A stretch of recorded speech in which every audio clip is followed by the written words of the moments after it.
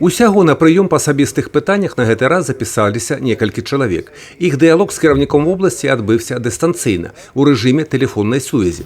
Першай да старшыні аблвыканкама звярнулася жыхарка аграгарадка Дзятлавічы Лунінецкага района Алена Яцкевіч. Жанчына ад імя жыхароў усяго населенага пункта папрасіла разгледзець пытанне будаўніцтва аддзялення інфекцыйнай бальніцы. Мясцовая, з яе слоў, не адпавядае сучасным патрабаванням аказання кваліфікаванай дапамогі хворым. От всех жителей нашего района помочь нам, пожалуйста, в строительстве инфекционной больницы в нашем районе. Вот. Больница, она имеется у нас, но она 1960-х годов постройки. Она маленькая, на такой, как говорится, густонаселенный район, она не выдерживает никаких, как говорится, ни норм, ни коечных мест. Анатолій здав доручення разобраться у ситуации, знайти варианты и вызначить приоритеты.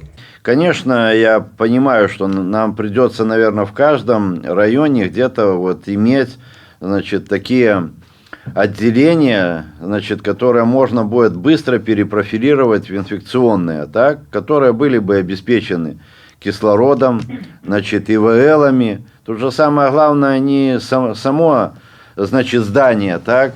Самое же главное, чем лечить, чтобы мы понимали, да, можно при необходимости положить и в терапевтическое же отделение, значит, людей. Рассмотрим ваш вопрос, он актуален на сегодня, поэтому посмотрим, как лучше организовать там вот этот процесс. А вось жыхарка Івацевіцкага района з вёскі Рудня Антаніна Татарэвіч звярнулася з просьбай адрэгуляваць графік работы автобуса, які ходзіць да раённага цэнтра. Мы живем вдали от людных дорог, потому что к нам, кроме нашего маршрута, никакой другой маршрутный транспорт пассажирский не идет.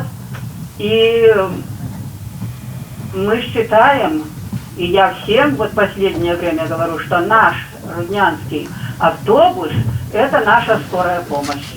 Анатолій Ліс растлумачыў, каб маршрут быў рэгулярным, неабходна, каб і быў пасажырапаток, інакш ён будзе стратным. Але паабяцаў разабрацца і даў даручэнне транспартнікам распрацаваць варыянты руху автобуса ад вёскі Рудня да Івацевічаў.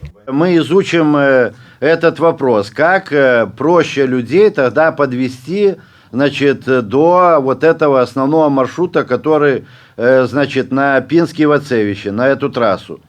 Значит, это тоже может быть. Чтобы вас подвезли туда, а вы там могли, значит, пересесть на автобус этот. Вот это, наверное, тоже может быть одно из решений вопроса. Надо определить дни, чтобы они не стояли в очереди, а чтобы их там принимали, значит, в районной больнице и знали, допустим, определенный день там, вторник или среда, о том, что Рудня, значит, и то крыло, там, Телеханы, они будут обслуживаться, и для этого все знают, что будет идти автобус.